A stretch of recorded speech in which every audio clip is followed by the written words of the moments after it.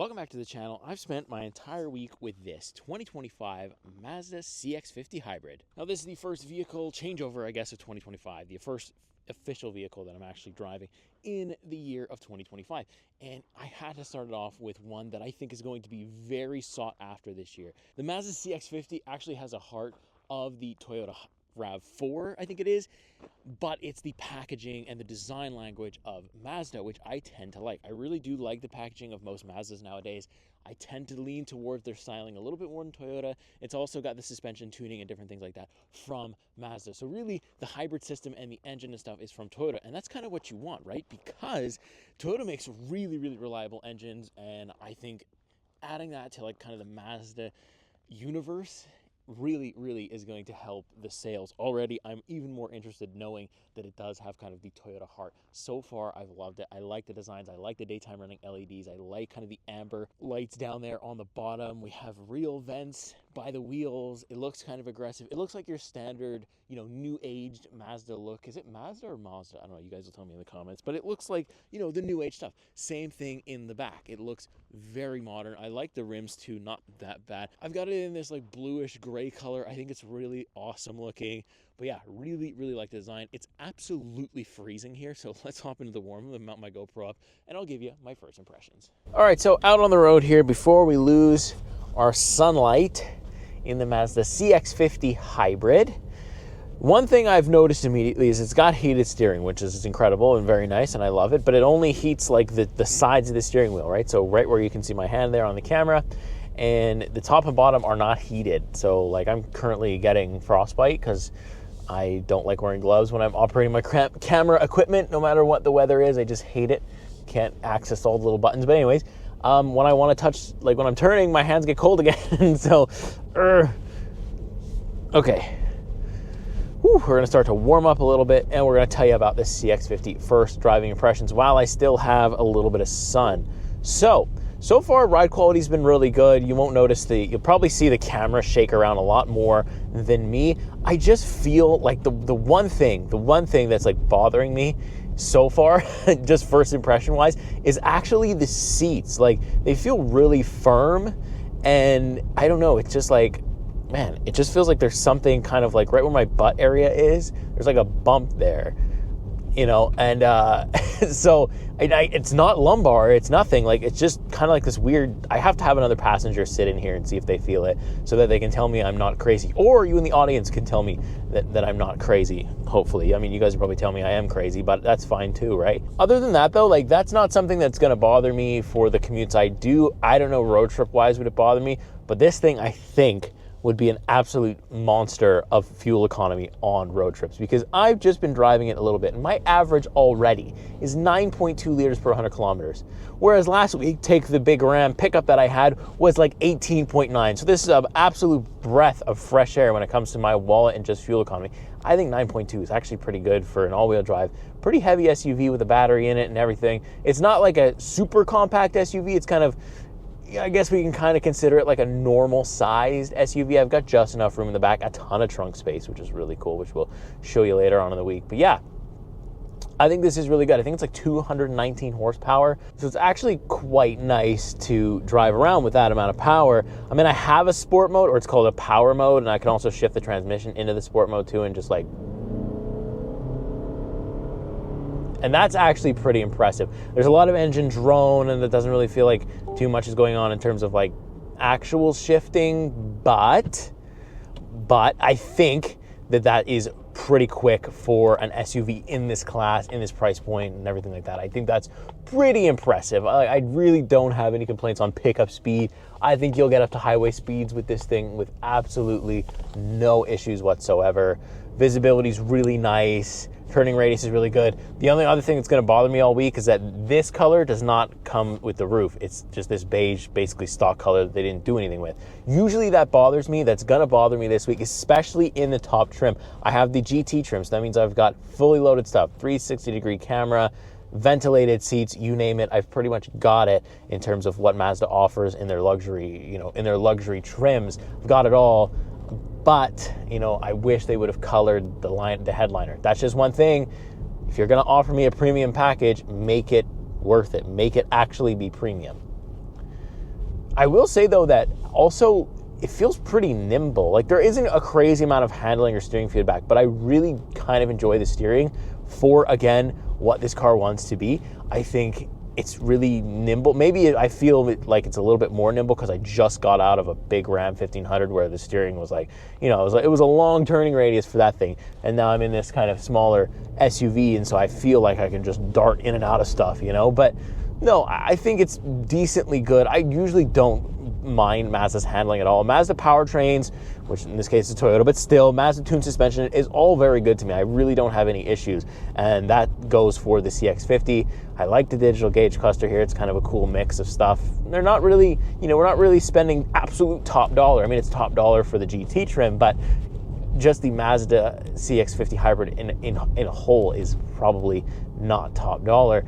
And I think that's good. I think this car is going to be really, really sought after. I welcome it. I like the hybrids. Like I said, I say this all the time. I don't feel like the industry is ready for fully electric vehicles, but we are ready for, you know, hybrids, mild hybrids, and plug-in hybrids. That we are absolutely ready for, and I welcome them. And I think they're here to stay, and I'm absolutely here for it. So as I lose my daylight, I'll pick it back up a little bit later on in the week. I'll show you exterior, interior, you know, everything else in between as we kind of learn what it's like to live with a Mazda CX-50 Hybrid. I'll kind of give you my fuel economy towards the end of the week and different things like that as we go on here. Currently though, only at 17.5 kilometers, so we've got a little bit more driving to do. All right, welcome back outside with the Mazda CX-50 Hybrid. You can see that it's now snowing. It's actually done really well. The grip on this thing is crazy. I'll talk about that a little bit later in the week. You can see how much dirt it picks up, but I really like this hybrid badge right here.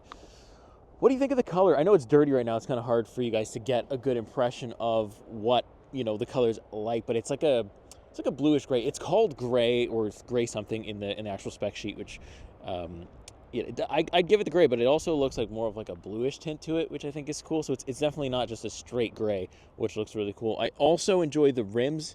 Very nice configuration. Again, car's super dirty. Roads are dirty. It's disgusting out here in Quebec, Canada. So, you know, you got to bear with me. But I also want to show you something that really surprised me is the trunk space, because it is a pretty decent size SUV, but it actually has quite a lot of trunk space. Like, I feel like I could fit like a whole bunch of stuff in here. The back seat room isn't that much compromised either. The wind is really starting to pick up here. But I feel like I have just so much room, space, area. I've got a spare tire under the floor here as well, which is very nice. I can also fold the seats down. Got a little bit of a pocket storage here. I like the CX-50 logo on the mats there, but this is really impressive. I mean, I've got some stuff to put in here on the weekend here, so this is really going to come in handy, and I just like having the confidence to be able to do that. So really, really good on the trunk space side. All right, so sitting in the absolute dirty, disgusting snow. I can't stand the sight of it. Please end January. I mean, it's just bad until like May. But look, this is what I'm dealing with. But I've got a pretty decent car for it because I've got the all-wheel drive, and I'm pretty set up in here. Nice and warm, heated steering, heated seats, the works. Really no change on this Mazda steering wheel right here from what I can notice. It's got physical buttons, which I really enjoy, volume control and different things like that over here, and cruise control on the right-hand side. We've got a digital, semi-digital gauge cluster, you want to call it, because you can see I can have my speedometer, I can have the battery, and my fuel economy, which is nice to see, or you could just have the normal, you know, kind of lane keep assist kind of setup. I do have a heads-up display in the top trim here, but that's pretty much it. I just think Mazda's missing something. They should have made this, you know, at least in the top trim, fully digital. I think it would look really cool. I think they could do it. I think that might be what's coming. I think that's the only thing they're missing to stay truly modern. But there are going to be some of you who enjoy this setup, and there's absolutely nothing wrong with it, because it's a pretty good setup.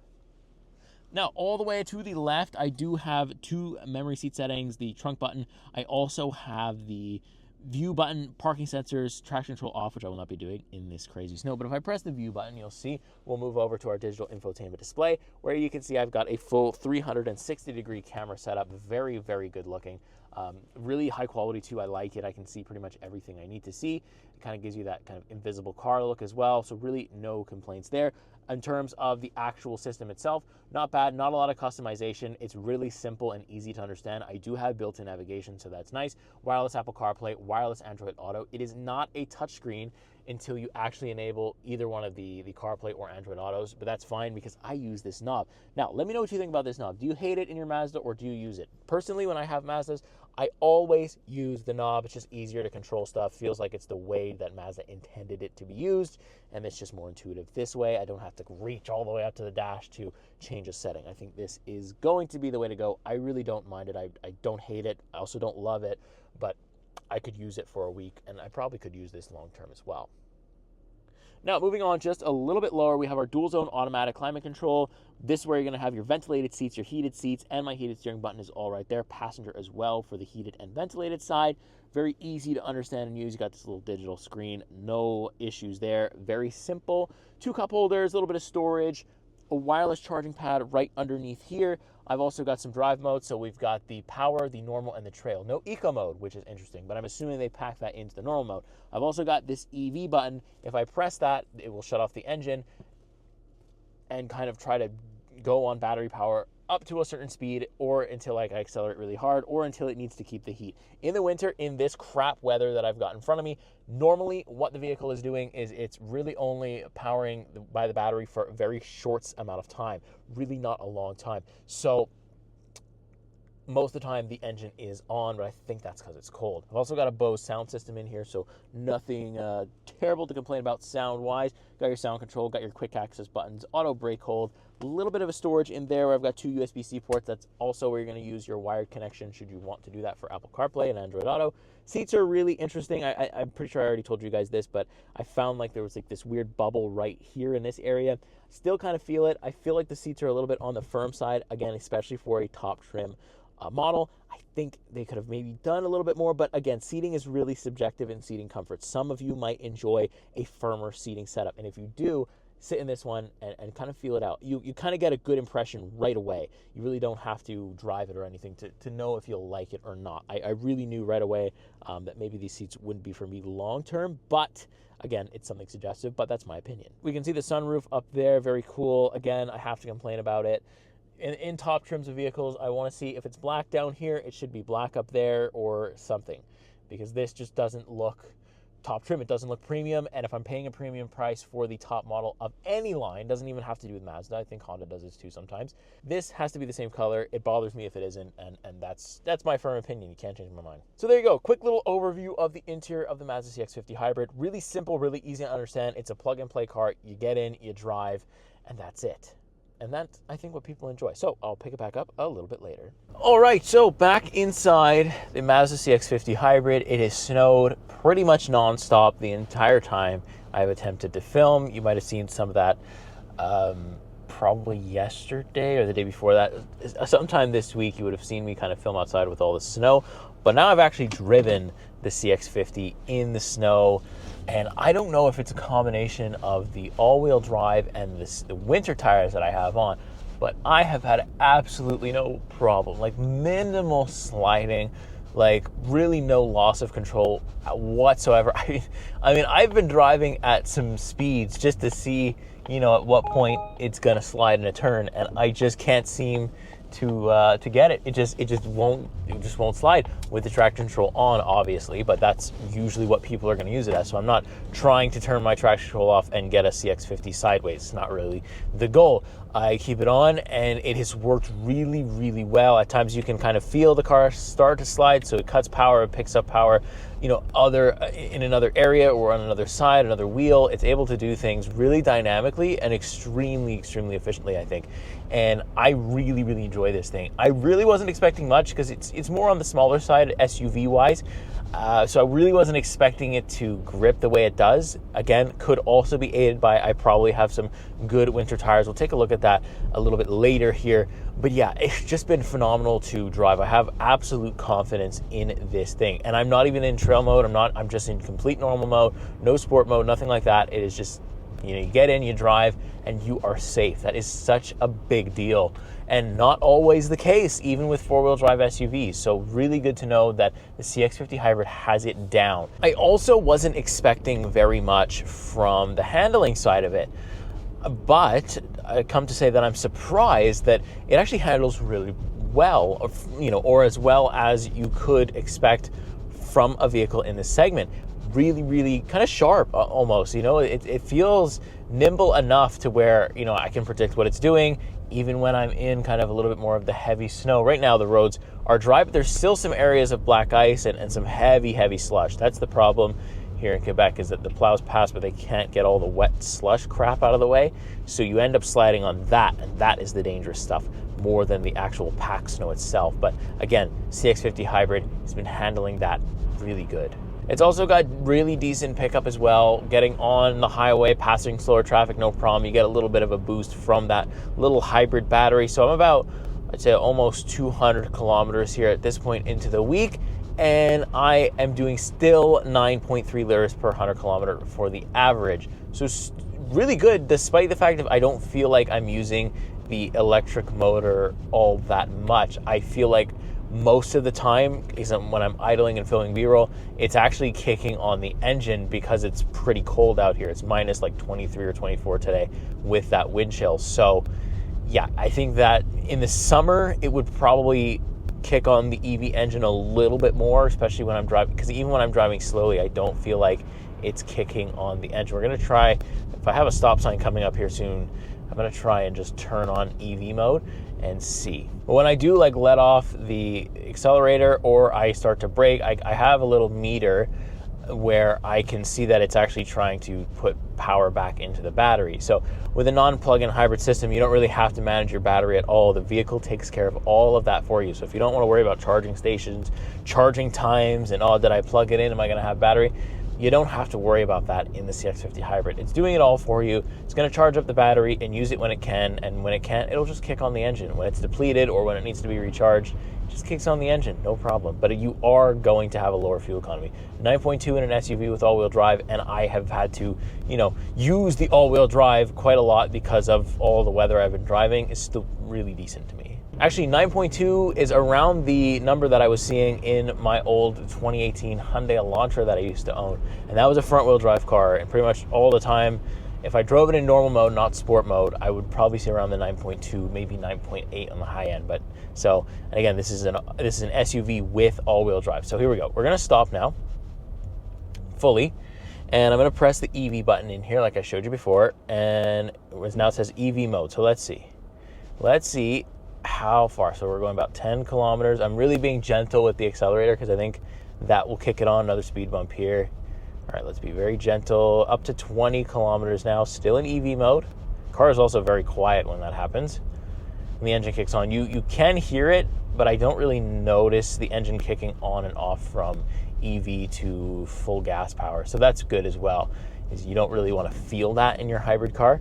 So EV mode canceled due to acceleration level, and I didn't really press it at all. Okay, wait, there we go. EV mode, can I turn it back? Okay, EV mode is back. I guess because it had to use the all-wheel drive to get me out because there was quite a bit of snow there. So, okay, here we go. Up to 30 kilometers now. Still, there we go. So about 20, it went right back down to 27 when it kicked on the gas engine, but we were about 30 kilometers and it kicked on my gas engine. So, look, it's a good for mall crawling because that's about, you're only going to do like maybe 15, 20 kilometers at that in a parking lot. So a really good mall crawler, little grocery getter, kind of town commuter. I think that's where this thing is just absolutely sweet spotted. And I'm pretty sure it would be good on road trips as well, though I don't know if it would use the EV engine all that much other from like stopping at red lights, traffic and stuff. It will, and as long as it's not too cold out, it will kind of kick off the engine and just go off the battery, which is still really, really good. So yeah, let me know what you think so far, and I'll pick the video back up later on in the week. Okay, taking a look under the hood of the Mazda CX-50 Hybrid, you can see we have an engine cover, which is nice, got the Mazda logo. It's a very, kind of separate. You can see the engine's on one side, and I think we have a bunch of electronics over here. That's what it looks like. I am no expert, I just drive the cars. But we have a 2.5 liter 4-cylinder engine that's going to give us 219 horsepower, 163 pound-feet of torque. I think that is the numbers. Again, if they are wrong, they'll be somewhere here on the screen. And we also, of course, have the hybrid system here. I think it's 3 electric motors that we get as well that are getting power from our hybrid battery. So very cool, but this is the same engine you're going to find in a Toyota RAV4. Very interesting stuff, but I can see why. Easy to service, and the reliability is going to be there. All right, so outside for one final time with the Mazda CX-50 Hybrid. for 2025. Now, it's been a really good week, very nice car, very easy to use. I mean, I had, my daughter's first birthday the other day, and I was able to fit all the party stuff, all the presents and everything, all in this car. I folded the seats down, and I was able to fit everything in there. It was just really, really good. So this thing can handle like your big loads or your medium loads, let's say. I think it's got a ton of trunk space, a surprising amount of trunk space. The rear seats are heated. I do have the GSL trim, but still, I think, you know what? This thing is nice for people who want to own it. I believe this is a car that you should own, not just lease and give it back. I think this has a lot of long-term reliability built into it thanks to its Toyota system. So I recommend just getting this thing, buying it, and I think you're going to be okay. I think this has the legs to go a very, very long distance, and I think you're going to really enjoy it for a very long time. So with that being said, it's absolutely freezing again here in Quebec, so let's hop in. Let me mount the GoPro up, and I'll give you my final driving impressions. Let's do it. All right, so on the road now for the last time of the week with the Mazda CX-50 Hybrid. It's been a very, very nice week, very nice experience. Honestly, a relatively fuel economy week as well, because I've done almost, just over 300 kilometers here, and I've got, let me see, 9.3 liters per 100 kilometers. It basically did not change from the person before me. 9.3 was, or I think they maybe did 9.2. So the other journalists, or pretty much all of us, seem to be getting 9.3. Maybe that number drops in the summer. I'm kind of curious to see if that is the case. It's very possible that, that number does go down quite significantly when the temperature is a little warmer. But even so, they compare this thing, or I guess this thing is going to get compared to the Toyota RAV4 because they both have the same powertrain. But I think every single day of the week, I'm going to probably pick the CX-50 Hybrid. I like the Mazda packaging. I like the Mazda handling. I guess tech-wise, they're kind of around the same thing. But yeah, I just kind of prefer Mazda's overall looks and features over the Toyota RAV4. Not to say the Toyota RAV4 is boring or anything like that. It's just, it's all preference, right? But the beauty of it, the beauty of the partnership is the fact that now you're going to have a Mazda that has really good Toyota reliability. So honestly, that's the best of both worlds. You get the Mazda kind of styling and the Toyota reliability. That is really, really good. And honestly, a genius move by Mazda. I mean, why not do it? Now, right at the end of the week here as well, I can tell you, I still haven't managed to find the comfortable spot for my seating position or just the lumbar. I just can't get comfortable in these seats. It's just what it is.